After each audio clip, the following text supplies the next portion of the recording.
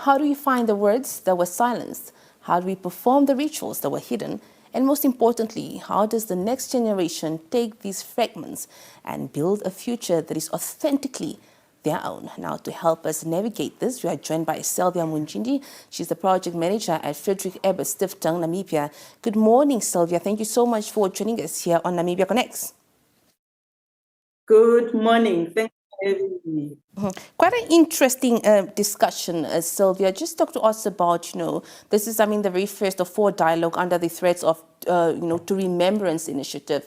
What actually sparked this conversation that led the institutions to prioritize cultural erasure as the opening theme? Well, actually, this our first dialogue was actually inspired by the impact of colonialism. We wanted to explore how colonialism actually disrupted our cultures, our knowledge, our language, and our traditional practices, customs. And we thought, at the same time, we also wanted to ensure that our young generation, through our international generational dialogue, can tap from the wisdom of the elder generation so that they can also learn to appreciate their cultures, their history, so that they can preserve their indigenous cultures. Of course, as you highlighted, Sylvia, this is an intergenerational dialogue and the importance of having to tap from the elders, But as an organizer, what do you see as the biggest barrier and the biggest opportunity when bringing elders and youth together to discuss, especially colonial trauma?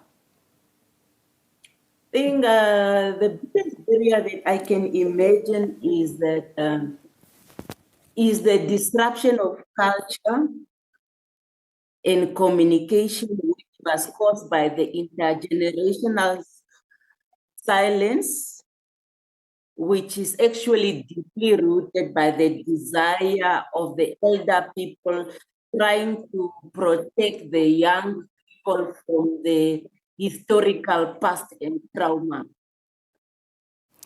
You also highlighted the aspect of preserving cultures and, of course, reclaiming indigenous rituals and languages. But how does this contribute, to stronger, informed democratic identities in Namibia?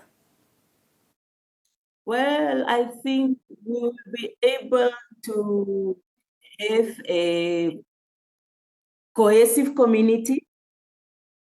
We will be able to have an informed young people about their cultures, their history, traditions.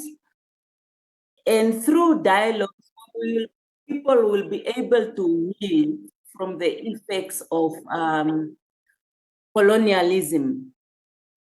And then they can use the stories, their stories become stories of survival, than the stories of trauma. Just in addition to what you highlighted now, Sylvia, of course, there's also the aspect of evolving arts and heritage policies. Perhaps just talk to us about how you hope that the insights from this 4-part series will influence, of course, formal civic education and, of course, political disclosure in the coming years. Well, I hope our outcomes and recommendations of this dialogue, we are able to influence our educational curriculum so that our students can learn about, they can be taught in their own language. In other countries, students are being taught in their own language so that they can preserve their culture and they can preserve also their language.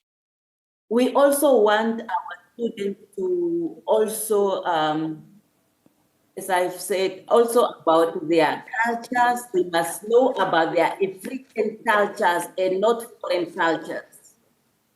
Yeah, so it doesn't help them to know about foreign cultures because if they don't know where they are coming from, how will they know where they are going? But I mean, I'm curious, just as per your observation and perhaps the research carried out, how eager are young people in tapping from, the elders' knowledge about, of course, rituals and preserving our cultures and so forth?